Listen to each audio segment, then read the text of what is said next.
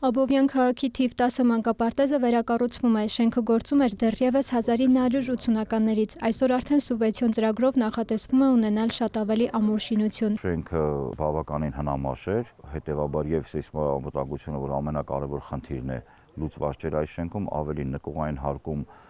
կարող է հետագայում որպես ապաստարան կիրառելի լինել, այսինքն դա նույնպես վերանորոգվում է ամբողջությամբ նկուղային հարկը եւ շենքը ուժեղացվում է սեյսմիկ եւ ավելին թե լսարանների, թե սաների, սենյակների, հանգստի սենյակների, կրտռվածքները, պատերի շարը համաձայնեցում է ժամանակակից գոյություն ունեցող նորմերին եւ կանոններին։ Մարտին մեկնարկած աշխատանքների 22%-ն արդեն ավարտված է։ Հիմա վերանորոգվում են մանկապարտեզի 4 մասնաշենքի տանիքները։ Շենքը ուժեղացվում է 9 բալային համակարգով երկրաշարժին դիմակայելու նպատակով։ Մանկապարտեզը ունի 4 մասնաշենք,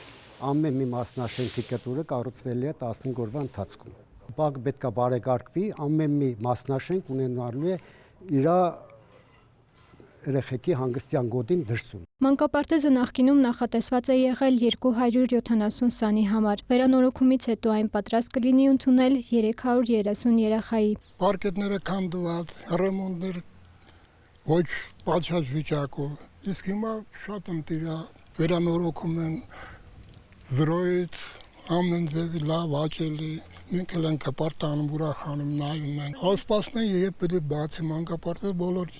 երեխաները թորնիկները ով ունի հաճախ են մանկապարտեզ։ Մանկապարտեզի շինարարության համար հատկացվել է 872 միլիոն դրամ, որի 70%-ը տրամադրում է կառավարությունը, մնացածը համայնքը։ Եթե շինարարական աշխատանքներին ոչինչ չխանգարի, վերակառուցումը կավարտվի 2026 թվականի մարտ-ապրիլ ամիսներին։ Մերի Խաչատրյան, Էդգար Դավթյան, լուրեր։